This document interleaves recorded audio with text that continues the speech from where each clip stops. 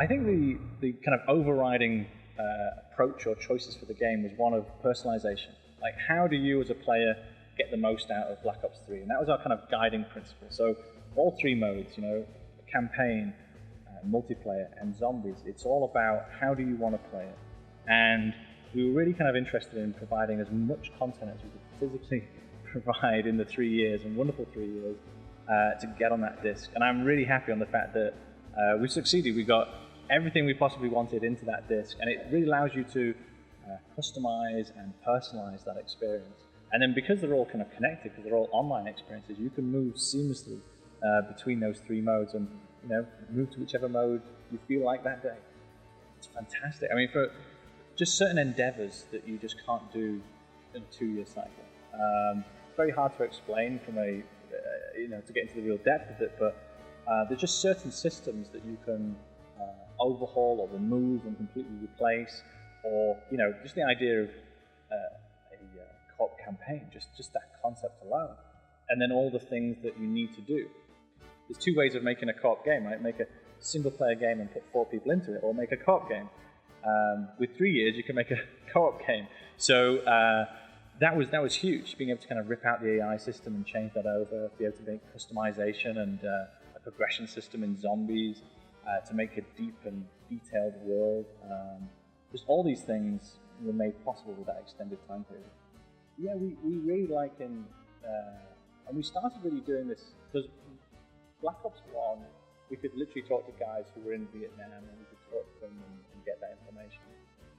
And then by the time of Black Ops 2, we were going to 2025, so we had to talk to people who were more about futurists and about speculation and so forth. And then very similarly, those same guys and historians would then tell us to advise us about how we then go even further forward.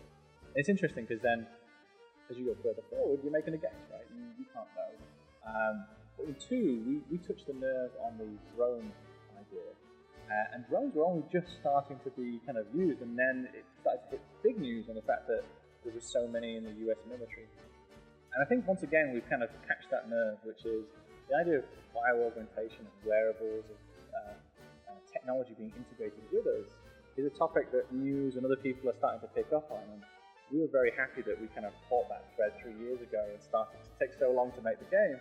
But I feel like it's really starting to come into the fore. And as I would look at the news sites or read on the internet, and you're seeing more and more stuff, I'm like, oh, thank we picked the right topic. This stuff is really becoming prevalent and becoming more of an active issue. So yeah, we really pride ourselves on trying to look for the next wave, especially when you're moving forward in the pipeline. We started back doing World War II stuff, and so you could literally just get the books out and talk to the guys and so forth. But it's riskier going forward, but we've done a good job. I'm just going to speak as the director here for Black Ops 3.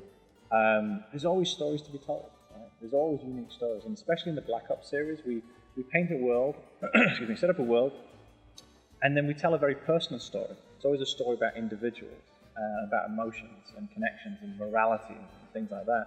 And because of that, you can tell those stories anywhere in history, be it forwards, be it backwards. The challenge comes to do with the mechanics or the systems. And now that we've got such a customizable system, I've said this before, which is that I really think Black Ops 3 is a true gamer's game. But that story be back in the past or in the future, there's always a technology and systems that could be given to a player to keep it fun. The human struggle or the human condition works whether it's 200 years in the past or 200 years in the future. So I think there's always another story to be told wherever you put it into.